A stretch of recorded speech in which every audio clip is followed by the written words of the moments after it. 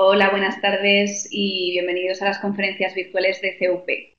En esta ocasión vamos a hablar de técnicas de neuroimagen, las cuales estaré encantada de presentaros bueno, una vez establecidas y categorizadas todas las principales técnicas que se usan en la actualidad, pues abriremos un turno de preguntas para que compartáis las impresiones, las dudas que pueda haber, aunque igualmente las podéis ir dejando escritas en el foro y doy respuesta a ellas a lo largo de la conferencia.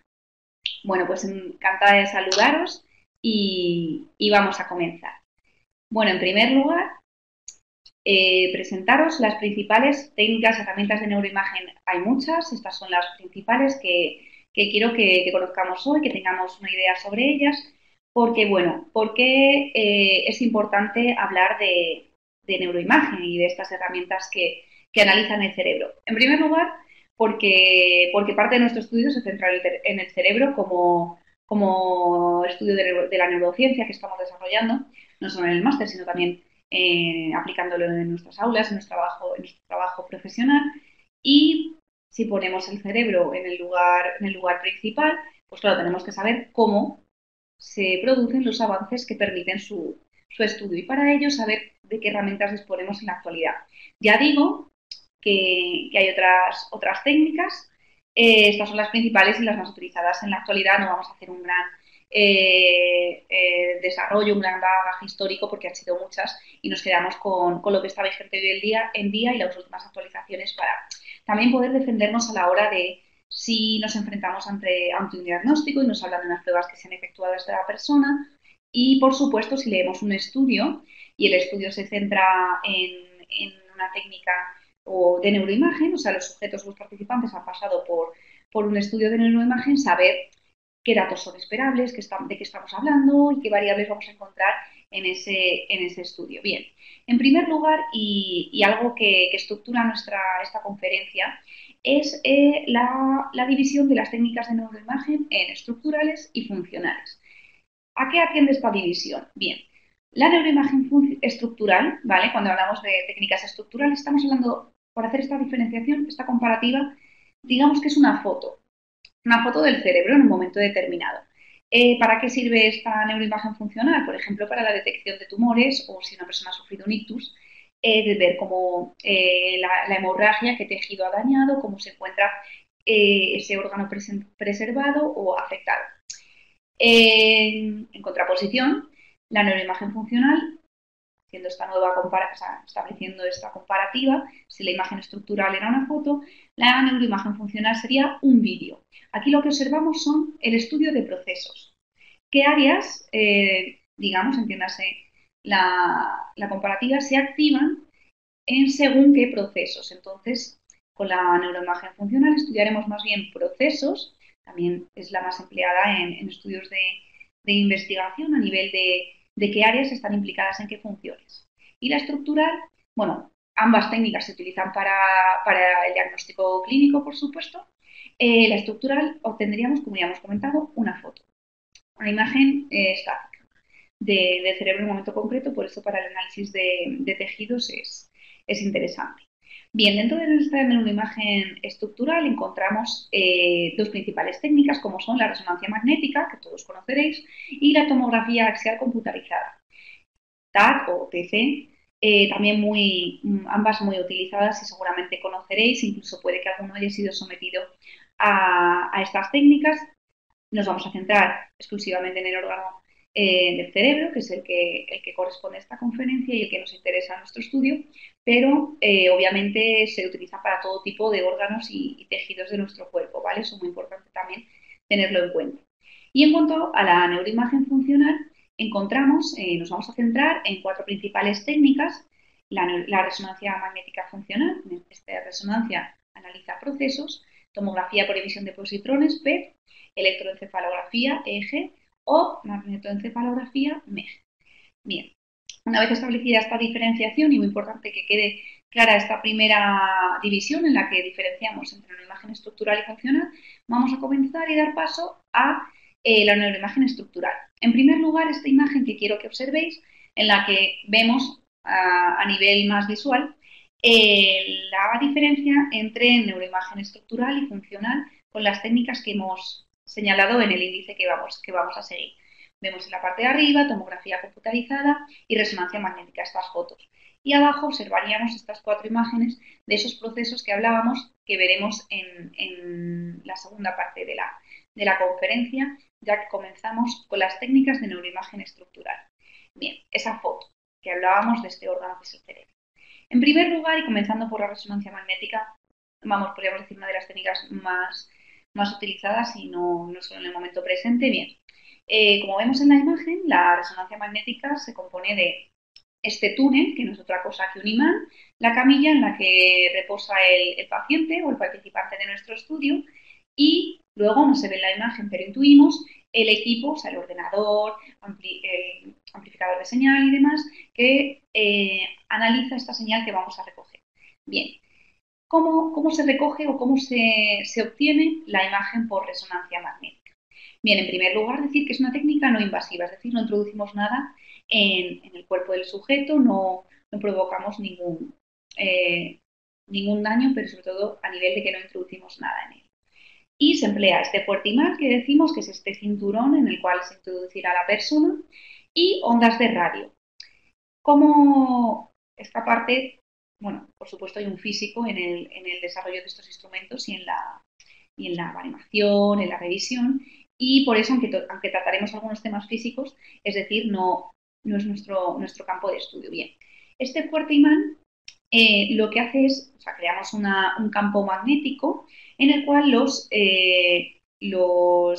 hidrógenos creamos un campo magnético, por lo tanto, los hidrógenos que están en el cuerpo del paciente que estamos analizando se alinean en una dirección determinada. Luego cesamos ese campo magnético que hemos creado y emitimos una señal de radio, la cual rebota en estos átomos de hidrógeno. Bien, entonces analizamos esa señal que recibe rebotada, esa señal de radio que recibe nuestro aparato rebotada y construimos con el software del equipo una imagen. Ahora vamos a ver cómo interpretamos esta imagen por resonancia magnética y esos átomos, los hemos sometido a ese campo magnético, cómo se estudian. Bien, ¿qué es lo que conto aquí? Como podéis observar en la diapositiva, que esos protones primero se excitan cuando se crea ese campo magnético y una vez apagado el imán, se relajan y esta señal que rebota de la señal de radio es la que llega a nuestro equipo y analizamos. ¿Cómo interpretamos esta señal? Bien, para interpretar la señal que nos llega es muy importante tener en cuenta dos principales variables. En primer lugar, el corte que estamos analizando. Y de aquí nos apoyamos en la imagen, ¿vale? Vemos abajo 3 imágenes que corresponden a los 3 cortes que podemos observar, siendo axial, coronal y sagital. Es decir, claro, tenemos que ver en qué orientación estamos observando la foto que nos va a llegar para saber, claro, no es lo mismo observar el tálamo así, cortado de forma coronal, que cortado de forma axial, ¿vale? Esto es muy importante. Y segunda variable, también muy importante, y un concepto físico que trataré de haceros comprender, es la secuencia. ¿Qué es la secuencia? Bien, recordáis que comentábamos que nosotros con este imán creamos un campo magnético que luego apagamos, ¿vale? Entonces los excitamos estos protones de hidrógeno, bueno, en el átomo de hidrógeno excitamos los protones que quedan alineados, bien, y luego se relajan. Y ahí analizamos en T1 y T2, que es con los protones estudiados sus spines, el spin del protón, ¿vale? Pues si recordáis aquellas clases de física y química, el spin del átomo, lo estudiamos en su alineación longitudinal y transversal, obteniendo así la imagen en T1 y en T2. A nivel práctico, es esta imagen que observamos en la diapositiva en la parte de arriba, ¿vale? O sea, a nivel práctico, digamos que tenemos como diferentes tonalidades, o sea, los tejidos se observan en diferentes tonalidades, tejidos o grasas, sustancia blanca, sustancia gris, se observan en diferente tono de grises. Por eso es importante ver si estamos en secuencia T1 o en secuencia T2, porque, claro, es decir, yo si en secuencia T1 el tumor se verá más blanco, pero si no se siente 2 lo puede estar confundiendo con una, con una estructura que no es maligna. Bien, por eso es muy importante tener en cuenta estas dos variables que estamos observando y cuándo lo estamos observando. Bien, vale, con estos pequeños conceptos que aseguro serán los más complicados que vamos a ver a lo largo de la conferencia, pasamos a la tomografía axial computarizada. Aquí lo que tenemos es nuevamente un aparato similar al de resonancia magnética, donde este anillo en el que introducimos a la persona, llamado gantry, ¿vale? Es como este tambor, ¿vale? Produce un haz de rayos X, ¿bien? Y ahí, dependiendo cómo diferentes tejidos del organismo, en este caso del cerebro, absorben esos rayos X, obtendremos unas u otras imágenes a analizar. Y en ocasiones, por esto esta técnica es más invasiva, introducimos un contraste que suele ser yodo y observamos su absorción, creando así una imagen, digamos, foto. Recordemos que estamos en las técnicas de neuroimagen estructurales, esta foto de cómo ha sido esa reflexión de rayos X de las diferentes áreas de nuestro cerebro. Nuevamente el corte también será en estos tres ejes que comentábamos, axial, coronal, sagital. Bien, pasando a las técnicas de neuroimagen funcional, aquí lo que vamos a observar, o sea, lo que vamos a estar estudiando son procesos, ¿vale? Era ese vídeo que hablábamos.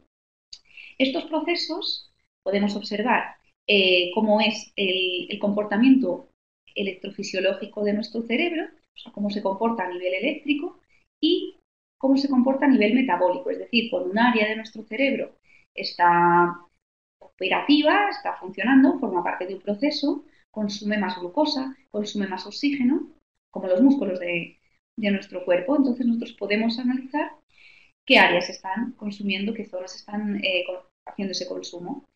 Y esto nos lleva a la resonancia magnética funcional, procedimiento similar al anterior que comentábamos, perdón, y aquí lo que observábamos son los cambios en el flujo sanguíneo. Es decir, vamos a observar cómo o dónde, porque tiene una muy buena resolución espacial. Eso, las tres técnicas que llevamos comentadas, incluida esta resonancia magnética funcional, tienen buena resolución espacial. Podemos observar dónde, ¿bien? O sea, de dónde viene esa información que recibimos en forma y traducimos en forma de imagen. Bien, en este caso observamos qué áreas consumen oxígeno, es decir, por ejemplo, ahora en mi caso áreas del lenguaje estarán activas porque estoy hablando, entonces se les espera un mayor consumo de oxígeno para el aporte a ese área. A nivel de técnica de análisis, en la resonancia magnética se viene utilizando en la actualidad esta técnica que conocemos como POT. ¿Vale? Veréis en muchos estudios científicos que le ponemos como ese apellido a la resonancia magnética que es POT. ¿En qué consiste? Aquí lo que buscamos son cambios hemodinámicos, es decir, esos cambios magnéticos producidos en la hemoglobina, componente de la sangre.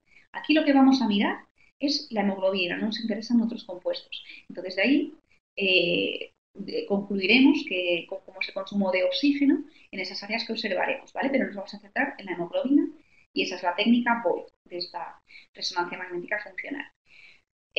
Con este mismo análisis podemos aplicar diferentes software, diferentes traducciones de la información recibida y una de ellas muy aplicada en la actualidad, que seguramente, en cuanto se enseñe la imagen, seguramente os es familiar, es la imagen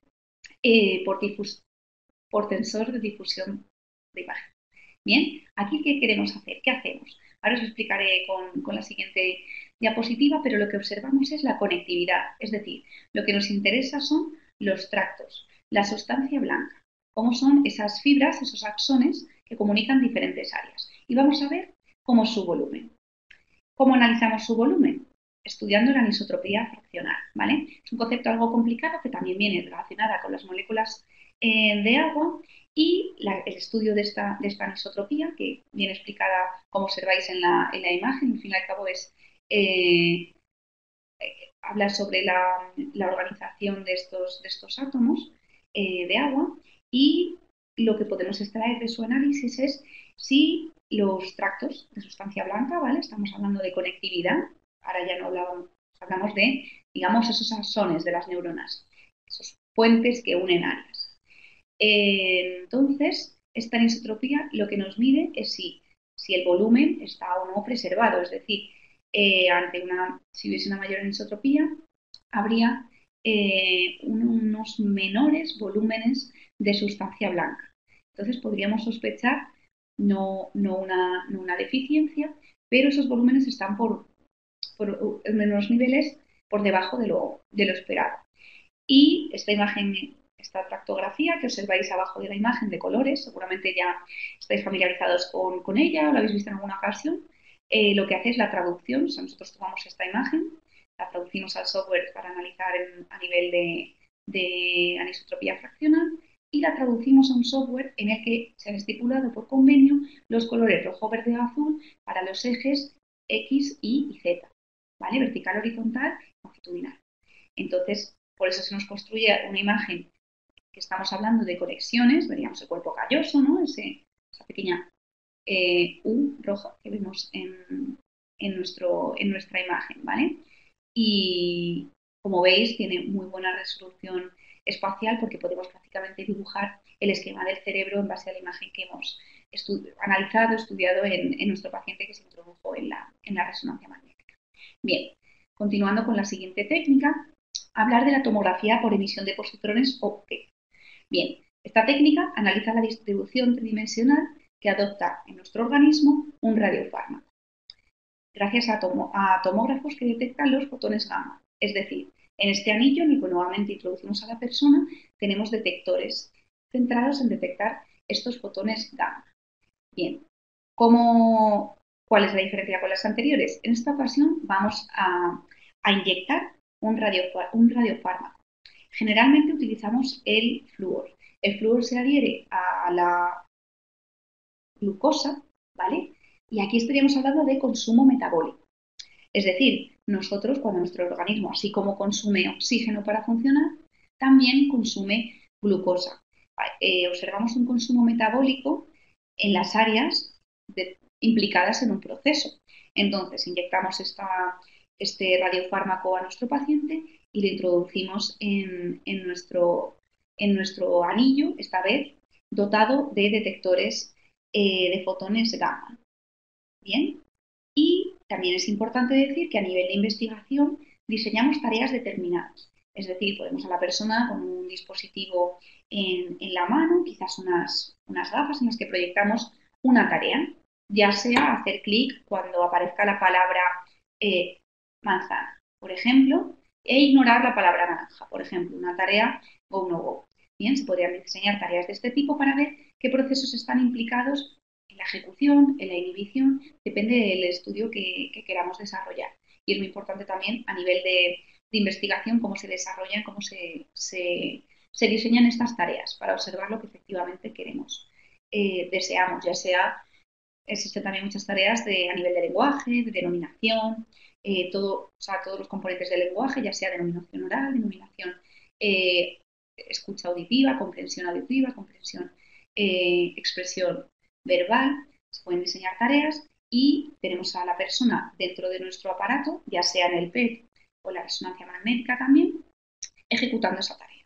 Entonces, claro, como hemos dicho que esto era un vídeo, tenemos en vídeo lo que está sucediendo en su cerebro mientras ejecuta esa tarea y así analizamos qué áreas están implicadas o no en determinados procesos.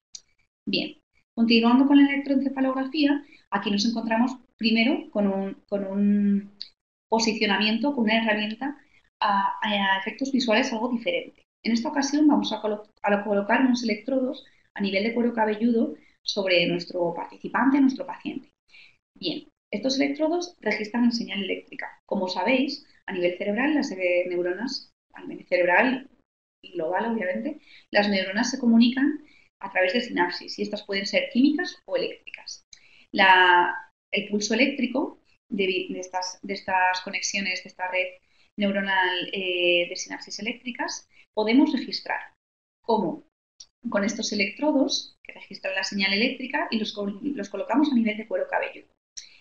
Y, bueno, a lo largo de la historia se fueron descubriendo diferentes ondas, diferente actividad eléctrica que se registraba en el cerebro. Estas son beta, alfa, teta y delta y corresponden a diferentes estados. en estado en despierto, como el caso de beta, estado más relajación, meditativo, alfa, teta, una relajación más profunda, más propia del inconsciente, y delta, ondas propias del sueño profundo. Entonces colocamos nuestros electrodos a lo largo del, bueno, vamos a observarlo en la siguiente diapositiva. Este sería el aspecto de una electroencefalografía. Podemos utilizarlo a nivel clínico y diagnóstico, también a nivel de investigación, para ver qué actividad registramos en según qué procesos. Punto débil de la electroencefalografía y a favor de las otras técnicas. Esta técnica tiene muy baja resolución espacial, es decir, nosotros registramos la actividad, pero no sabemos de dónde viene. ¿Por qué? Porque la estamos registrando a nivel de cuero cabelludo. Es decir, yo aquí estoy registrando una frecuencia 7 hercios. ¿Pero de dónde viene? Porque no tiene por qué ser parietal. Puede ser de también áreas más bajas, áreas subcorticales, del tálamo, del tallo cerebral incluso. Es decir, no tenemos la certeza de esa señal que estamos registrando en ese punto, de dónde viene. Ahora sí, tiene muy buena resolución temporal. Es decir, lo que se produce lo registra en el momento. No, no se demora en el tiempo. Se puede utilizar en combinación con otras técnicas, por supuesto. Y dónde colocamos los electrodos, porque esto también puede variar de unos estudios a otros. Importante señalar que a nivel de estudio médico es muy empleado estudios del sueño, es decir, colocamos a la persona este casco con todos los electrodos ubicados y transcurre con él una noche en la que analizamos sus ondas, ¿vale? Como decíamos, por ejemplo, delta son esas ondas propias en el sueño, entonces vamos a analizar cómo son en este estado en el que se supone que la persona ha de dormir o ya está en descanso. Y también, por supuesto, para estudios en epilepsia. Si nosotros vemos creo que es la diapositiva siguiente, bueno, vamos a saltar a esta. Bien, esto sería la imagen, bien, que nos daría la electroencefalografía. Como veis, es bastante diferente de las que teníamos, de las que presentamos